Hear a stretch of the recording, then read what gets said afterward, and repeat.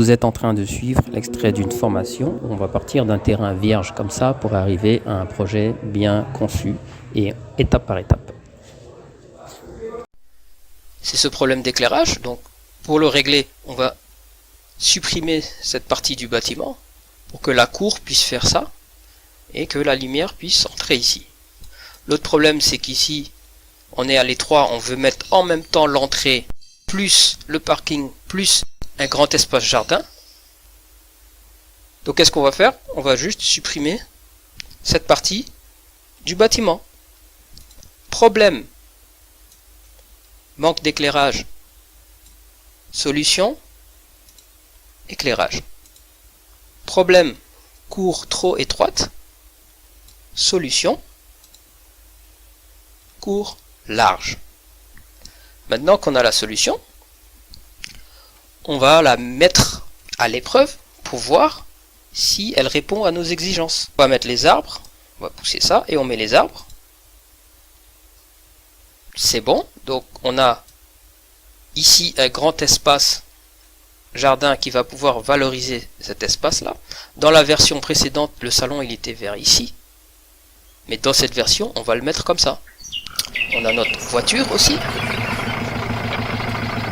Et on a le passage pour entrer dans la maison. Cet arbre-là, il ne bloque pas le passage, hein, puisqu'il a un petit tronc qui est là, donc il ne nous bloque pas du tout. On peut très bien passer et entrer ici sans problème.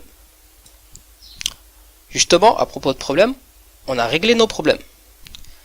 Maintenant, j'aimerais attirer votre attention sur quelque chose. Regardez là. Ça, c'est le problème. Et ça, c'est la solution.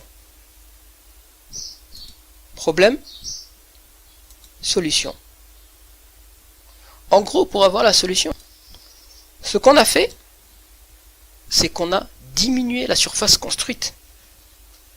Et ça, c'est très important comme remarque, puisque ça prouve que pour avoir de la qualité de vie, c'est pas seulement augmenter la taille des pièces. On a gagné en qualité de vie en diminuant la taille des pièces. On va voir autre chose. Ici, imaginons que le voisin il est construit comme ça. C'est intelligent d'avoir mis notre cour ici en face de la cour du voisin.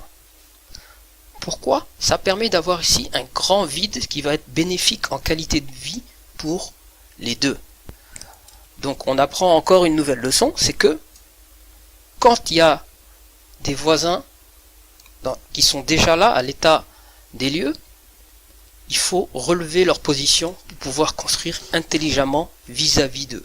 Là, vous regardez une vidéo, elle a été raccourcie et très résumée. Mais dans la vraie formation, la version est plus détaillée et plus expliquée, comme si on expliquait à un enfant. Voilà, on a terminé le cours sur l'implantation du bâtiment. Ce qu'il faut faire à ce stade-là, c'est de pratiquer. Vous prenez un terrain vierge comme on a fait et vous faites 4 projets d'implantation différents. Et on va passer au cours de conception intérieure des détails, c'est d'aménager les pièces et d'avancer dans le projet.